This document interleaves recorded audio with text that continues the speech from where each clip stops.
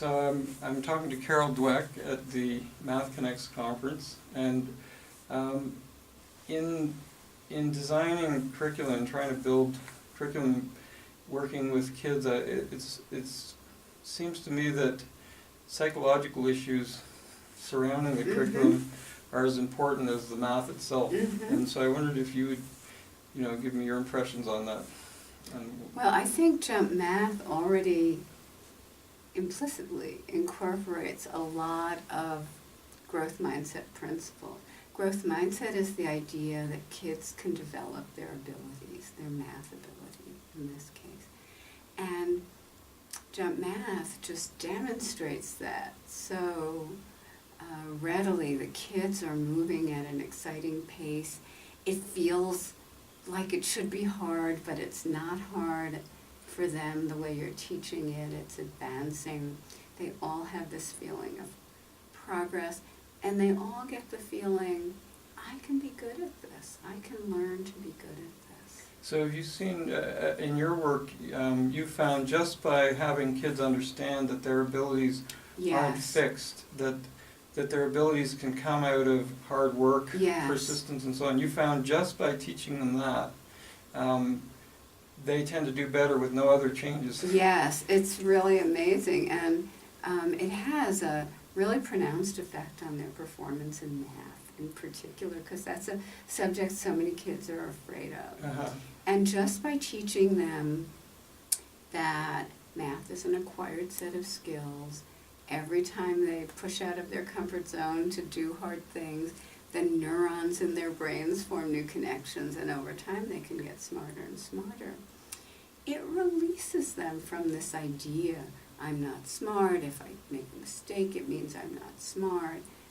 It focuses them on learning, on doing hard things, making the mistakes and learning from them, persisting when they have setbacks. And do you think if you combined, and I think you've done some of this work yourself, but if you combined teaching them to understand how their brains work and teaching them that their abilities can develop through persistence, with an experience, combine that with an actual experience of feeling that, or conquering a challenge, or solving incrementally harder problems, do you think that would, the two approaches together would be fruitful? I think it's an ideal combination, because you're teaching them this principle. Right.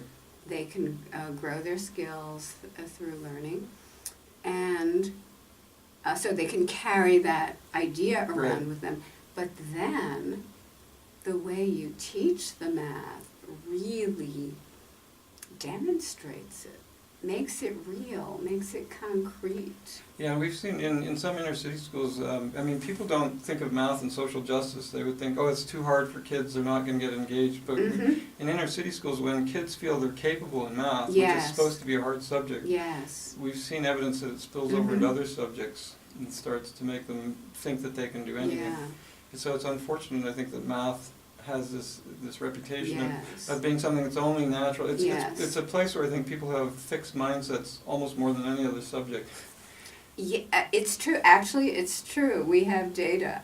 People think math is more fixed than any other subject. Absolutely. But it's interesting you talk about social justice, because many educators try to make kids feel that they're good in math without making them be good in math. And we found in our research that trying to tell kids they're smart, even if they've done something really noteworthy, backfires. It makes them think the whole game is about being smart. And next time if I make a mistake, maybe you'll think I'm dumb. So we found, praise the process.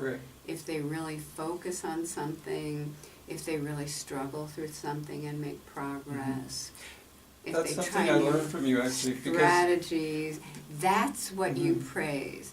That's how they're going to become smarter. Yeah, I often tell kids they're smart, and I think with kids who've never heard it, it's good sometimes to hear that, but I learned from you that you've got to be careful that doesn't become the reward that and that they think that their goal is to demonstrate how smart they are, rather than to demonstrate that they're going to persist and so on. So that I've learned a lot from your work that way. Thank you. So, you can say that's an interesting answer, Mhm. how'd you get it, or, yes, you were really focusing. You see, I liked when you said, you look out the window, your brain's out the window. If you're Right. focusing here, you're learning that process, Right. rather than how the answer reflects on whether they're smart or not. So it was amazing the response of the teachers to your talk. There was enormous excitement, and it's amazing that in an hour you can convey something that could have such an effect on people's teaching. Within an hour you can learn how important it is not to give kids a fixed mindset, how important it is to encourage their perseverance and not just their intelligence. So I think that this seems to be in a time when more and more of the real research that's being done in cognitive science and psychology should be getting into the classroom. Yes. What's your... That's my impression too. I think finally in the last 10 years or so, psychology has discovered things that are really important to classroom learning. Mm-hmm. And it seems there's a lot of teachers in the 90s and in the early 2000s were told that things like basic facts don't matter so much, knowledge of multiplication tables and number sense, that kids could always use a calculator for those kind of things, and they're not that important. But that's an example where cognitive scientists, I think, are finding that if you don't have basic skills, Right. most of your mental space is occupied Yeah. trying to remember those things. You have no room left to think. You don't have a framework for Right. organizing, and also it negates the importance of math and conceptual understanding in your life. It says, oh, you don't have to learn this. Later on, you can always use a calculator. Right. No. Wrong. And then that would feed into the Yeah. fixed mindset, because if you assume you can't learn those things, and those things are so important to conceptual understanding, you just Yeah. get proof that when you don't learn them, it's Yeah. just proof to you that you're not good at it. So it's And- kind of a vicious cycle. And it closes off so many options to you. Right. So many careers in science and engineering require mathematical skills. You're not going there if you haven't mastered those skills. So I don't want to take up too much of your time. You've been very generous to talk to me, but do you have any sort of message for teachers or suggestions about where they could look or go to start learning about some of this research? And I know you don't like to plug your own work, so I'm going to say first that people should read Mindset. Your book Mindset is a life-changing book. But are there places people can go to get more information? Yes, I have a website, Mhm. mindsetonline.com. The brainology company called Mindset Works has toolkits for Mhm. teachers that they can use to implement growth mindset in their classrooms. Okay, thank you very much.